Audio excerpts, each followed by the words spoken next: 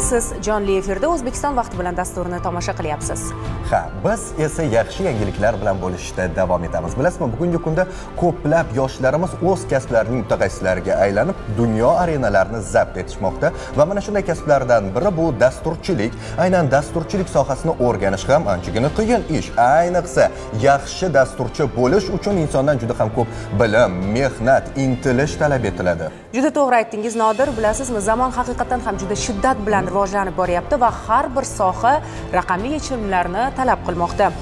Va shuning uchun ham yoshlarimiz bugun dasturlashni o'rganishga katta qiziqish bilan yondashmoqda. Bilasizmi, e'tiborlisi bu nafaqat talab, balki kattagina imkoniyatdir. Chunki bugungi kunda dasturchilar kelajakning haqiqiy bunyodkorlariga aylanishmoqda deyishimiz mumkin. Navbatdagi lavhamiz qahramoni ham aynan ana shunday inson.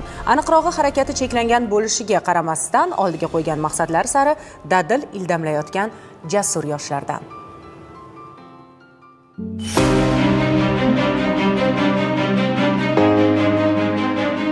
Ismim Abror, yoshim 31 da. Hozirgi kunda Unicorn Soft kompaniyasida grafik dizayner bo'lib faoliyat yuritib kelyapman. Zamonaviy kasblarga bo'lgan qiziqishim yuqori. Aslida Qashqadaryo viloyati Nishon tumanidanman. Oilada 2 farzandman. Boshlanishida yiqilish bo'lgan, asorati qolganda, yoshligimda yiqilganman, lekin yuraverganman. Umurtqam noto'g'ri o'sib, shu darajaga kelib qolgan. Shu uyda qolib ketishga to'g'ri kelgan, hayot majbur qilgan desam ham bo'ladi. Uydan chiqolmasdan qolib ketganman ancha vaqt. Yonimizda kompyuterxona bo'lardi. O'sha kompyuter o'yinlaridan ozgina taskin olardim. Hayot baribir davom etishini tushunib yetganman. Misol uchun uyda siqilib o'tirsam ham baribir davom etadi, chiqib harakat qilsam. Faqat o'zimga zararligini bilib, shu narsa menga kuch bergan. Baribir turishim kerak, harakat qilishim kerak. Hayotda o'rnimni topishim kerak. Vaqt o'tib ketayotganim. Kimgadir muhtoj bo'lib qolishdan har doim qo'rqqanman-da. Unicorn Soft kompaniyasiga 1,5 yilcha oldin jamoasiga qo'shildim. Sharoitlari yaxshi, hech qanaqa to'siqlar bo'lmadi.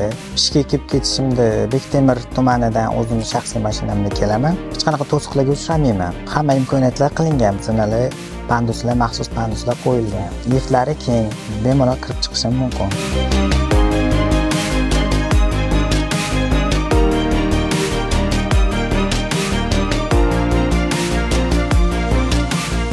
Unicorn Soft kompaniyasida ishlashdan oldin Astra Animation studiyosida 3D animator bo'lib ishlaganman. Hozirgi ishim jismoniy imkoniyatimga bog'liq emas. Bu to'liq ruhiy va aqliy mehnat hisoblanadi. Bemalol ishlashim mumkin. IT sohasi hozirgi kunda eng dolzarb sohalardan hisoblanadi. Zamon talabi. Jamiyatga qo'shilishga nogironlar ozgina qiynaladi. Ular alohida muhitda o'sgani uchun ko'pchilik mana imkoniyat cheklanganlar alohida muhitda o'sadi. Ya'ni uyda jamiyatga kam qo'shilgani uchun. Albatta qo'shilish qiyin bo'ladi jamiyatga. Bunaqa holatda faqat yaxshi muomala, yaxshi munosabat va qulaylik yaratib berish kerak deb o'ylayman. Yoshlarga tavsiyam hayotda qiyinchilik keldimi, to'xtab qolish kerak emas. Davom etish kerak. O'z hayotim misolida ham ko'rishinglar mumkin bu narsani.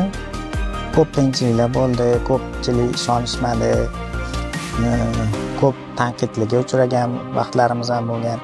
Lekin mana hozirgi kunda shunaqa nufuzli kompaniyada faoliyat yuritib kelyapman. Yoshlarga tavsiya qilgan bo'lardim. Har doim intilishda, harakatda bo'lishlarini. Imkoniyat cheklangan shaxslar uchun hozirgi kunda imkoniyatlar cheklanmagan. Ya'ni davlatimiz tomonidan keng imkoniyatlar yaratib berilgan.